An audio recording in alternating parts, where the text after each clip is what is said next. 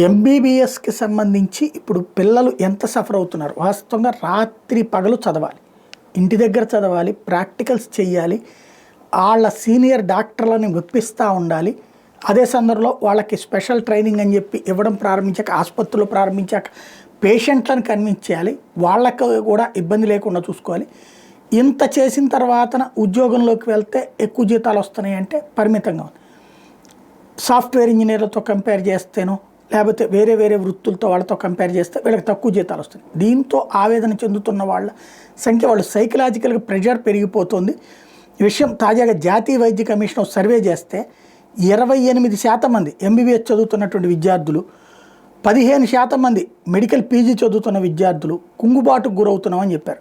మానసిక సమస్యలతో బాధపడుతున్నామని చెప్పారు. ఎందుకయ్యా అంటే ఫ్యూచర్ ఎక్కడుంది, ఇక్కడ ఇంత కష్టపడి లక్షలు ఖర్చు పెట్టి తీరా చదివిన తర్వాతన అక్కడ తగిన ఉద్యోగం లేదు, ఉపాధి పరంగా ఏదో ఉంటుంది, కానీ మిగతా వాళ్ళతో పోల్చుకుంటే మా గౌరవం తక్కువ ఉంది, ప్లస్ ఏదైనా చిన్న ప్రాబ్లం వస్తే పేషెంట్స్ బంధువులు మా మీదనే పడతారు, ఇట్లాంటిది బాధ పెడుతుంది అన్నటువంటి విషయం చెప్పుకొచ్చారు.